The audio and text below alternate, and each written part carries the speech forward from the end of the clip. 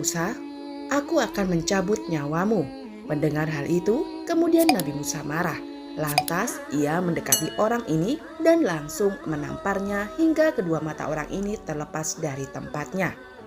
Nabi Musa alaihissalam diutus kepada kaum Bani Israel untuk menghentikan kekejaman Fir'aun. Kitab suci Taurat diturunkan di Bukit Tirsina kepada Nabi Muhammad selama 40 hari. Dan Nabi Musa ini, teman-temanku, banyak diriwayatkan memiliki fisik yang sangat kuat melebihi manusia pada umumnya. Bahkan pernah ada kisah Nabi Musa ini pernah meninju pemuda Mesir dan langsung mati seketika dengan sekali pukulan.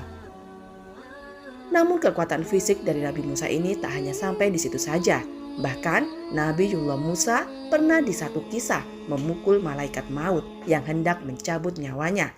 Sampai-sampai mata dari malaikat maut ini loncat saking kuatnya tenaga dari Nabi Musa ini. Dan di kisah ini merupakan kisah yang diriwayatkan sahih menurut para ulama. Untuk itu, video kali ini kita akan mengisahkan tentang ketika malaikat maut hendak mencabut nyawa Nabi Musa. Assalamualaikum warahmatullahi wabarakatuh. Sahabat beriman yang dimuliakan Allah, semoga kita selalu dalam keadaan sehat walafiat. Amin ya rabbal alamin. Nabi Musa alaihissalam dikisahkan memiliki mukjizat yang sangat banyak. Mulai dari membelah lautan, tongkatnya bisa berubah menjadi ular, bisa mengangkat sebuah bukit, dan masih banyak lagi. Dikisahkan juga kalau Nabi Allah Musa ini seorang nabi yang memiliki kekuatan yang luar biasa. Bisa dikatakan Nabi Musa seseorang yang cenderung pemarah.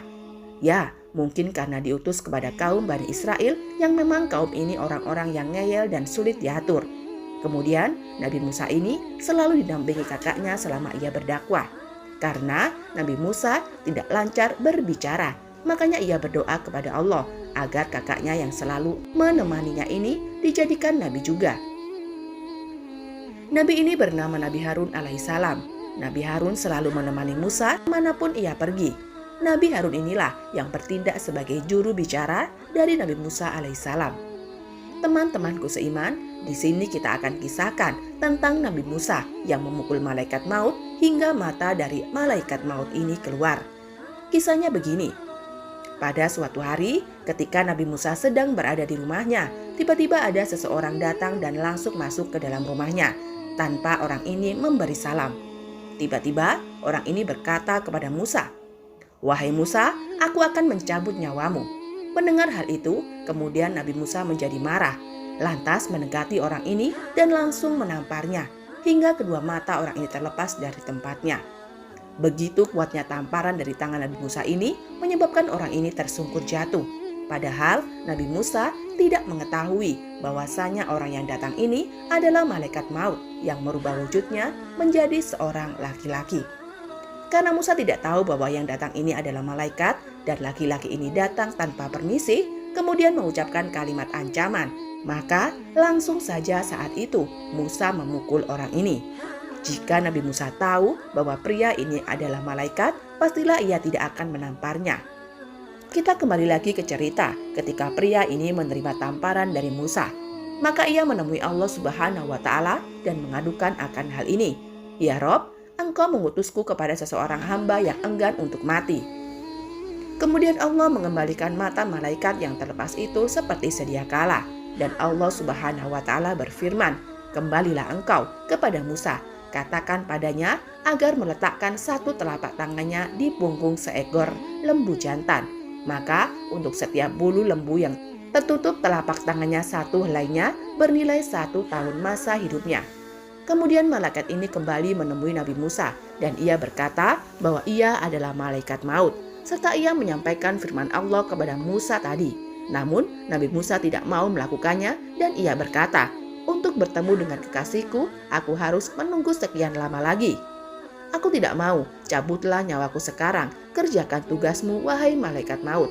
Dan ketika itu malaikat maut menjalankan tugasnya untuk mencabut ruh dari Nabi Musa alaihissalam, diikuti dengan Nabi Harun alaihissalam. Kemudian di akhir hidupnya, Nabi Musa meminta satu permintaan kepada Allah.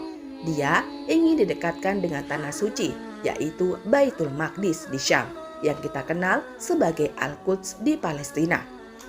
Allah Subhanahu wa Ta'ala pun memenuhi keinginan utusannya itu, yakni mendekatkan Nabi Musa ke Baitul Maqdis dengan jarak selemparan batu saja. Jasad Nabi Musa pun dimakamkan di daerah tersebut. Namun hingga kini tidak ada yang tahu persis lokasinya di mana. Di kisah ini timbullah pertanyaan teman-teman, mengapa malaikat bisa terluka ketika ditampar oleh manusia? Jawabannya adalah ketika malaikat sudah mengubah wujudnya menjadi manusia, maka hukum-hukum di dunia manusia akan terjadi juga padanya. Seperti kisah Isra-nya Nabi Shallallahu Alaihi Wasallam dan malaikat Jibril berboncengan naik buraq dari Masjidil Haram ke Masjidil Aqsa. Dari sini saja sudah bisa dilihat buat apa Jibril ikut naik bersama Rasul di atas buraq. Padahal dia kan malaikat, bisa saja terbang dengan sekejap ke Masjidil Aqsa. Nah, karena pada saat itu malaikat Jibril mengubah wujudnya menjadi manusia, maka terjadi jugalah hukum-hukum dunia manusia kepada Jibril. Sebagaimana kita ketahui, tidak ada manusia yang bisa terbang. Al-Hafidz Ibnu Hajar menyebutkan beberapa bukti bahwa para nabi bisa saja tidak mengetahui malaikat yang datang kepadanya. Jadi, para nabi tidak bisa mengetahui itu malaikat atau bukan ketika malaikat merubah bentuknya menjadi manusia. Sama seperti kisah Nabi Ibrahim dan Nabi Lut ketika bertemu malaikat dalam bentuk manusia.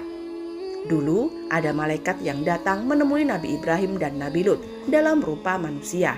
Nabi Ibrahim dan Lut awalnya tidak mengenalnya.